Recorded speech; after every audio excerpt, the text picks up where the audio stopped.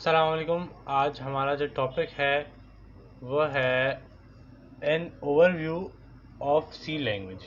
तो last time हमने पढ़ लिया सी लैंग्वेज क्या होती है, लेकिन आज हम उसको मज़ीद पढ़ेंगे कि क्या है। तो आज हम जो चीज़ यूज़ कर रहे हैं उसे कहते हैं कंपाइलर। ये है टर्बो सी प्लस प्लस जो कि हमारे कोर्स का हिस्सा है। हमारे कोर्स में जिस कंपाइलर का जिक्र किया गया है वो है टर्बो सी प्लस प्लस। तो आइए आज हम उसको यूज़ करते हैं।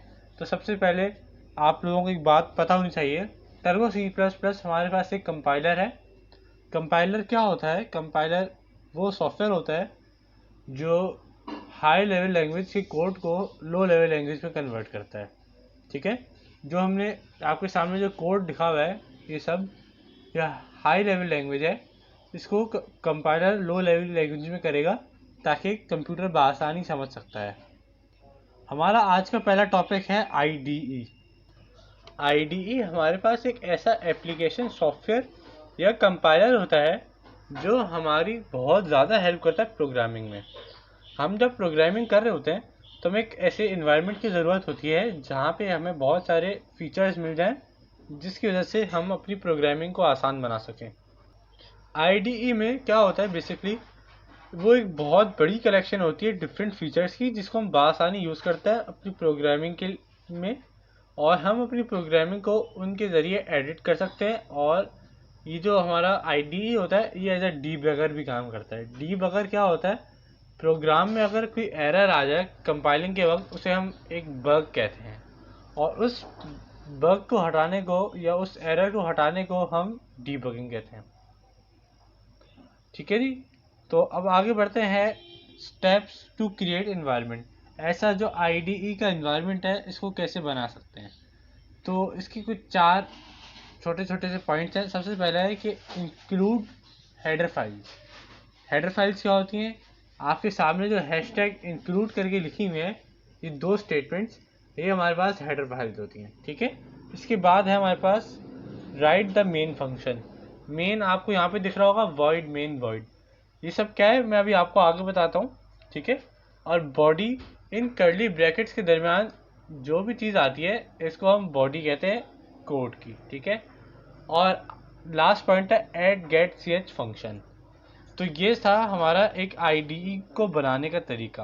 अब आगे बात कर लेते हैं, ये आपके सामने जो कोड लिखा हुआ है ये क्या करेगा और इसको समझते हैं। उसको समझाने से पहले मैं आपको इस कंपाइलर को समझाना चाहता हूँ। तो यहाँ पे आप देख सकते हैं aoa.cpp जो लिखा हुआ है ये हमारी फाइल का नेम है। ठीक है जी, और जब अगर हम फाइल को सेव नहीं करते या हम न्यू फाइल खोलते हैं तो उसका नाम होता है noname00.cpp। अगर मैं यहाँ पे फाइल पे न्यू खोलूँगा तो आप देख सकते हैं noname00.cpp खुल जाएगा। ठीक है, और ऊपर हमारे पास है मेन्यू बार जहाँ पे हमारे पास सारा सामान आ रहा है। ठीक है, फाइल, एडिट, सर्च।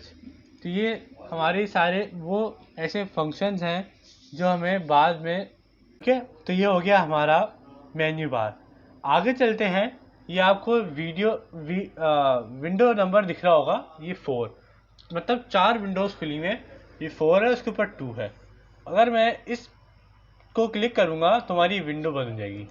ठीक है, हमारी ये विंडो बंद हो गई। अभी भी हमारे पास एक और विंडो है, इसको क्लिक करेंगे तो वो भी बंद हो जाएगी। अब यहाँ पे देखें हमारे पास 3 विंडोज़ और आगे खुली हुई हैं। तो ये रहा हमारा विंडो नंबर। इस जो ग्रीन पार्ट है या जो पोर्शन है इसको क्लिक करने से हमारा बंद हो जाता है प्रोग्राम। ये नीचे आपको ये दिख रहा है इसे कहते हैं हॉरिजॉन्टल स्क्रॉल, और जो राइट साइड पे दिख रहा है आपको इसे कहते हैं वर्टिकल स्क्रॉल। ये होगा कोड को ऊपर नीचे एडजस्ट करने के लिए। ठीक है, ये हो गया हमारा कोड एडजस्ट। आपको अब जो नंबर्स दिख रहे हैं 10:81, ये है हमारे पास row number and column number. ठीक है जी, और ये लाइन होती है इसे हम कहते हैं स्टेटस लाइन।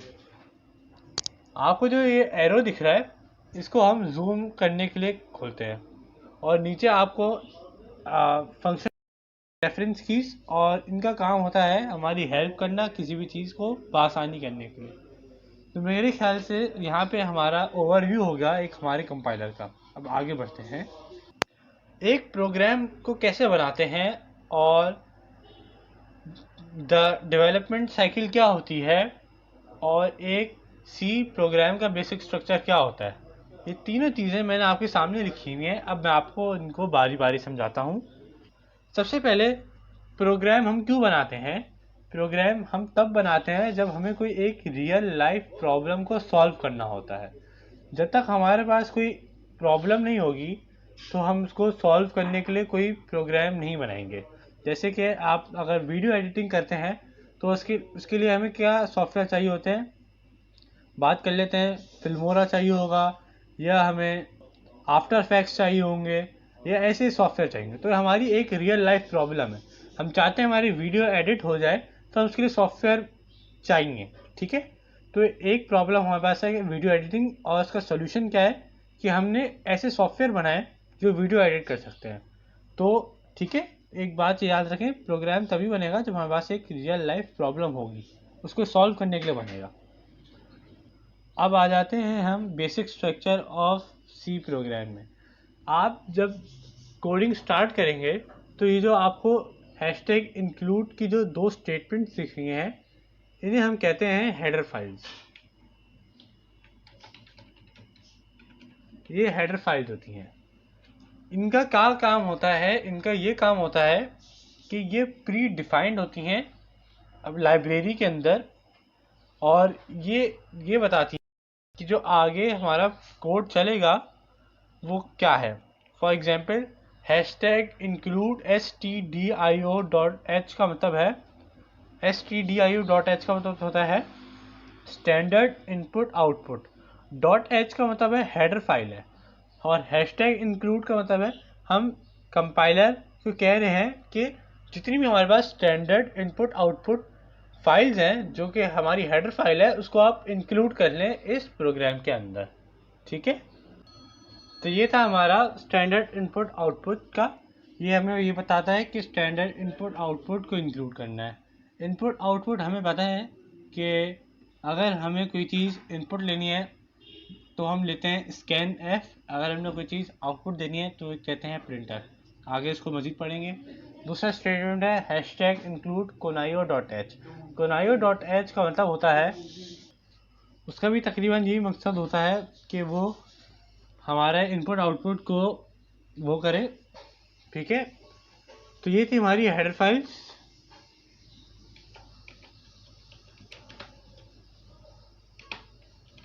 तो नीचे आ जाते हैं हमारे पास मेन का फंक्शन। हमारे पास कहते हैं मेन का फंक्शन। ठीक है, ये तो हम उसको दूसरा नाम देते हैं अपना फंक्शन नेम, इसे हम फंक्शन नेम भी कहते हैं।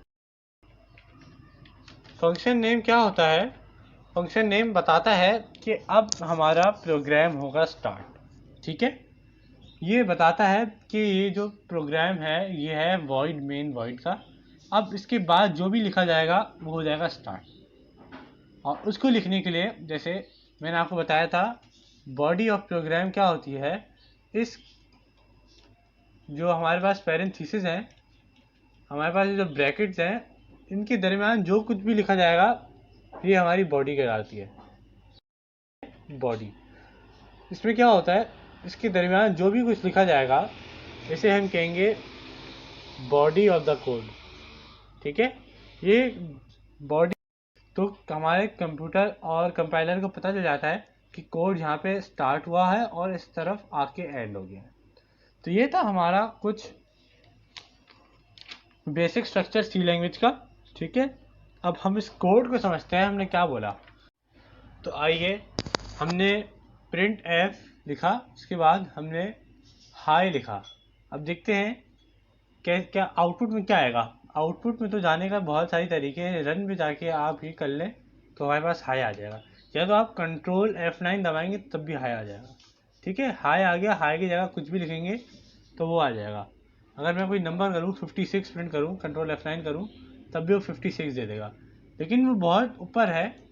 तो अगर हम इसको एडजस्ट करना होगा तो हम कैसे करेंगे, इन सबको हम आगे पढ़ते हैं। अच्छा जी, एक चीज़ ये याद रखें, बॉडी में जो भी चीज़ लिखी जाएगी उसके आखिर में टर्मिनेटर आएगा, यानी सेमी कॉलन। आपने देखा हर जगह सेमी कॉलन आया है। अगर मैं प्रिंट एफ की स्टेटमेंट में सेमी कॉलन हटा दूँ और मैं फिर रन करूँ तो देखें मुझे एरर दे रहा है। एरर क्या दे रहा है? वो नीचे मुझे एरर दे रहा है स्टेटमेंट मिसिंग और सेमी कॉलन, मतलब मेरा यहाँ पे सेमी कॉलन मिसिंग है। अगर मैं सेमी कॉलन लगा के इस ब्रैकेट को हटा दूँ और फिर रन करूँ, वो मुझे फिर भी एरर दे रहा है। देखते हैं क्या एरर दे रहा है। वो कह रहा है कॉल फंक्शन मिसिंग। ठीक है, तो हमें बता रहा है कि हमने ब्रैकेट लगाना भूल गए, तो हम इधर ब्रैकेट लगा देते हैं और सेमी कॉलन लगा देते हैं। और अगर मैं अंदर एक्सक्लेमेशन मार्क हटा दूँ या डबल अपॉस्ट्रोफी हटा दूँ और फिर इसको रन करूँ, तो हमारे पास अभी 2 एरर दे रहा है। कह रहा है ठीक है, स्ट्रिंग और कैरेक्टर कांस्टेंट है लेकिन कॉल फंक्शन मिसिंग है। तो अगर मैंने यहाँ पे फिर से मुझे लगाने पड़ेंगे स्पीच मार्क्स लगाए मैंने, फिर मैंने ब्रैकेट लगाया, फिर मैंने टर्मिनेटर लगाया। अब रन करूँगा तो मुझे कोई एरर नहीं देगा और नंबर प्रिंट कर देगा। ठीक है, सेम गोज अगर मैं मेन वॉइड के बाद सेमी कॉलन लगा दूँ। ये हमारा फंक्शन नेम है, फंक्शन नेम पे हम सेमी कॉलन नहीं लगाते, अगर लगाएंगे तो हमें एरर देगा। एरर क्या दे रहा है? कह रहे डिक्लेरेशन टर्मिनेटेड इनकरेक्टली। इसका मतलब क्या होता है? टर्मिनेटर का मतलब होता है कि यहाँ पे हमारा स्टेटमेंट ख़त्म। हमने इसको फंक्शन नेम दिया है तो कंपाइलर समझेगा अगर हम टर्मिनेटर देंगे कि ये भी कोई एक फंक्शन है, लेकिन इसमें कोई ऐसा फंक्शन नहीं है। ठीक है, टर्मिनेटर का मतलब होता है यहाँ पे एक प्रोग्राम का जो स्टेटमेंट है एंड है। प्रोग्रामर हमारा जो कंपाइलर है पता है कैसे पढ़ेगा? यहाँ पे आएगा, वो देखेगा यहाँ से प्रोग्राम स्टार्ट है, यहाँ से पढ़ना शुरू करेगा, वो पढ़ेगा क्लियर स्क्रीन। ठीक है, वो क्लियर स्क्रीन कर देगा, वो यहाँ पे आएगा, उसको पता चल जाएगा यहाँ पे कोड ख़त्म, तो वो नेक्स्ट लाइन पे आ जाएगा। उस यहाँ से पढ़ना से शुरू करा उसने, उसमें उसको पता चला कि इसको प्रिंट करवाना है नंबर 56, और आगे जब वो आया उसने बोला अच्छा मुझे इस स्टेप में सिर्फ 56 प्रिंट करवाना है। उसके बाद वो नेक्स्ट लाइन में आ जाता है गेट ch। ठीक है, वो यहाँ पे आएगा, बोलेगा यहाँ पे भी है ख़त्म कोड, तो आउटपुट में हमें वो दे देगा 56। तो ऐसे हमारा कंपाइलर चलता है।